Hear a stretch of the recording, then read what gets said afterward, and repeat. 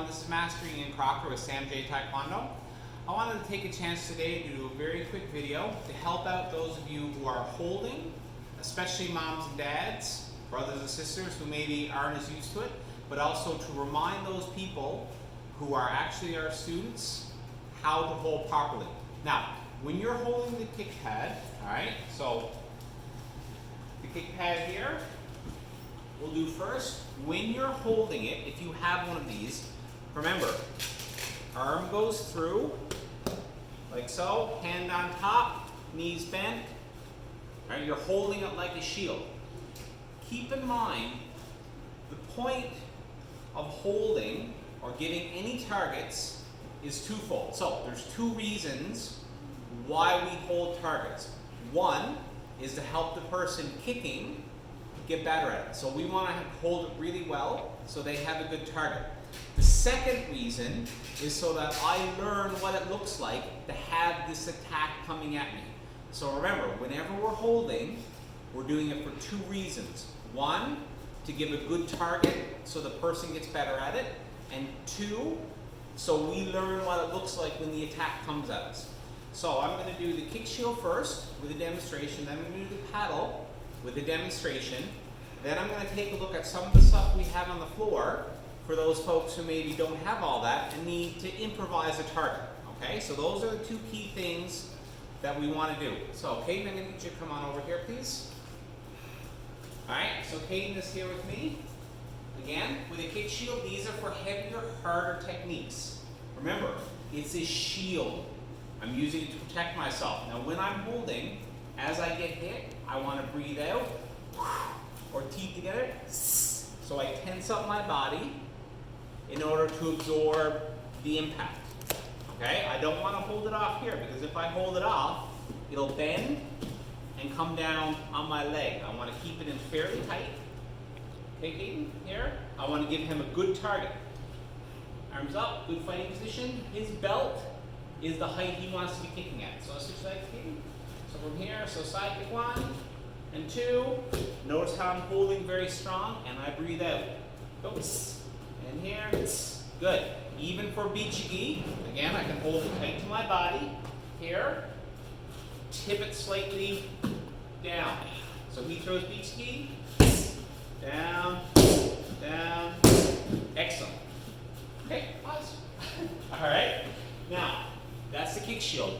Paddle is much more common. We can do most of the techniques for the paddle as well.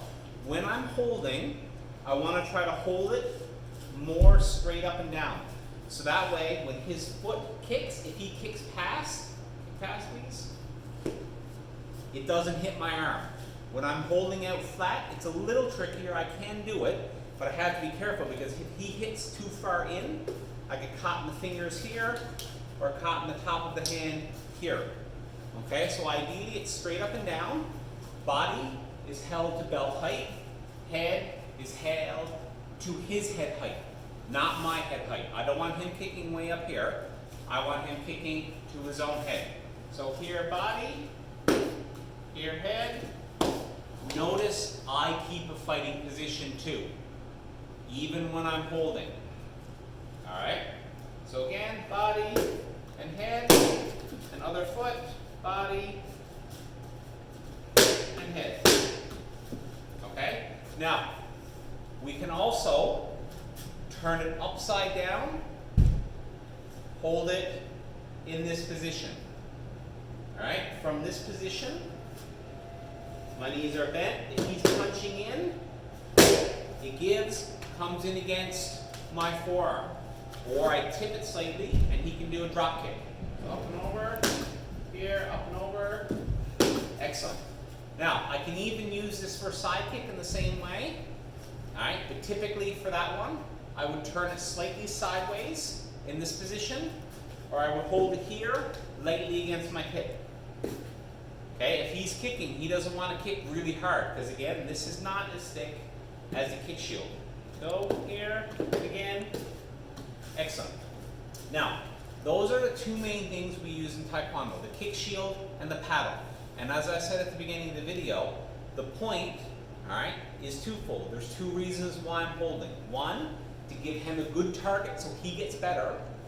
And 2, so I learn what that kick looks like when it's coming at me. So when it's my turn to move or when we're sparring, I've already done extra work because I know what it looks like. Now, for those of you at home who maybe don't have all of this, we're going to look at some of the improvised stuff. All right? It's okay if you want to take a step back for a second. First thing we'll take a look at, if you have gear, all right, this is mostly for the moms and dads.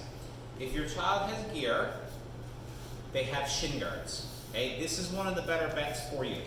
If I have the 2 shin guards, all right, I can open it up. Now these are small, so if a small fits on me, you guys should have a pretty good time with it.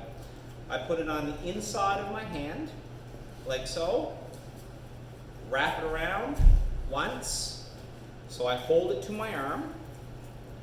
Okay, so 1 is here, then I put the other one directly on top, so it's completely wrapped. So bear with me a second here. Comes up and around. Perfect. And then down around the other side. So what I have here now, okay, I've got 2 kicking surfaces. Katie, come back up, please. So here, so when I'm offering this target, it's very similar to the kick paddle, okay? It doesn't give me a lot of protection. It's a little bit harder on their foot. So it's a good target, but you don't necessarily want to hit really hard with it. So front leg, here, and even if he switches immediately to the other foot, and hits. There we go. All right, so front leg, switch other foot. Okay, notice I keep a good fighting stance. I want to lead with this, and then this one I can move around so he can chase me. So here, I'm giving him the target. Boom, giving him the target, giving him the target, giving him the target. All right, so this is how this will work. And if you had gear, then this is already in your bag. Take a key, just stand there for a second. All right, now, also in your gear bag, you will have helmets, okay? Helmet, you simply strap up. I've got a sweatshirt here. You'll have pillows and whatnot at home. Sweatshirt goes inside the helmet. Here. The sweatshirt allows the helmet not to get deformed too much when it's being kicked, and also gives a little bit of resistance. Now from here, I can simply put my fingers in the ear. Okay? I have to be a little more careful with this one because I don't want to flip this hand out and get struck. This is my kicking side. So come on up, Katie, please. So from here, we're playing position. He throws to this side. Boom. Throws to this side. Okay, here. And here. You can even punch or elbow if you wanted to. Punch or elbow or punch. Alright, come again. Okay, bring it up.